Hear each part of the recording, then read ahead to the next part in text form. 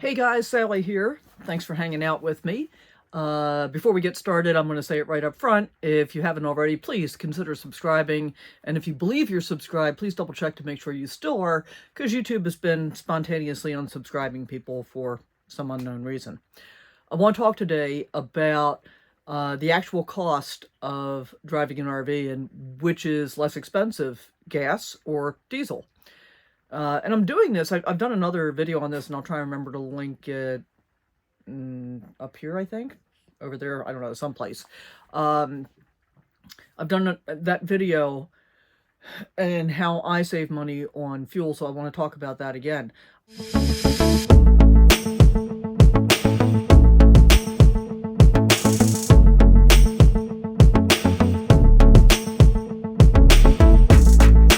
I've done that video and how I save money on fuel, so I want to talk about that again.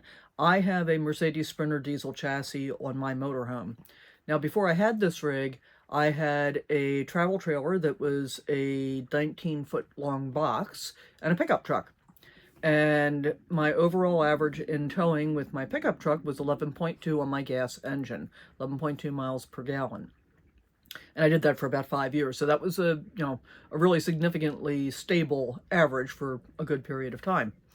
My average fuel economy with my diesel engine is about 15.5. So I was watching a video this morning where a gentleman was espousing 7 ideas of how to save money on diesel fuel, and his 7th idea was to switch to a gas engine. And I'm here to tell you, your mileage may vary, but from my perspective, that doesn't make good sense.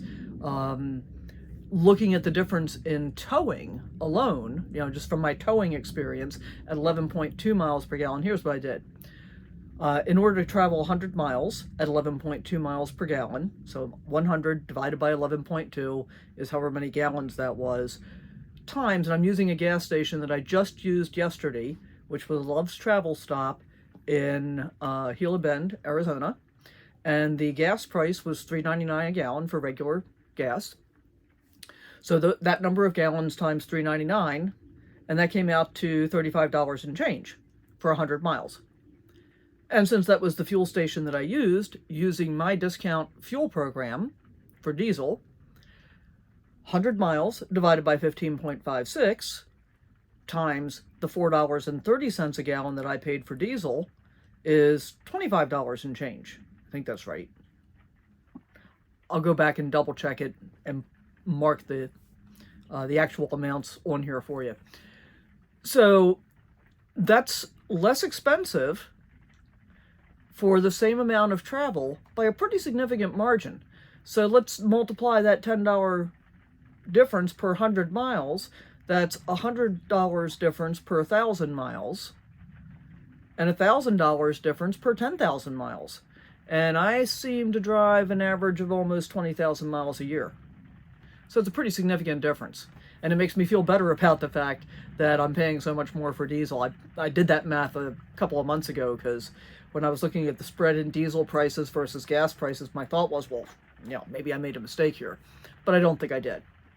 Now, some of the other tips that he gave that I think are really important and worth paying attention to include making sure that your vehicle is well maintained and make sure that you check your tire pressures regularly. And I'm going to go one step further on that and say, not only should you check your tire pressures regularly, but you should be running with a high quality TPMS, tire pressure monitoring system. In fact, that was like the very first thing I put on this RV and on my previous trailer. Because, and especially with trailers, if you're going down the road and let's say you've got a tandem axle and you've got a tire that blows, you may not even realize that that tire is blown, and it does an awful lot of damage to the underside of your trailer really, really quickly. Whereas if you've got a TPMS system, it will show you a sudden loss of pressure or a sudden spike in temperature, and it turns on an alarm. So I'm going to do a full video on that pretty soon and let you know what I use and how I use it and how I handle all of those things. But all good tips in terms of being able to save fuel, whether you're running gas or diesel, is make sure your engine's maintained, make sure you check your tire pressures regularly. And here's another one: check your weight. The less weight you're carrying, the better your fuel economy.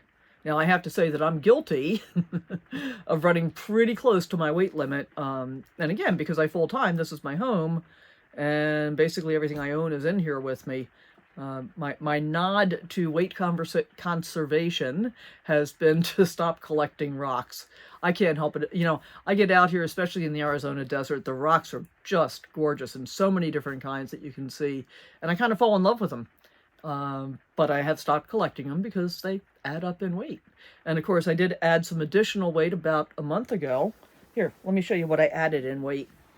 Look, I added Kit. He's not that heavy, though. He's only about 12 pounds. And he sure is cute, and he makes my life awesome.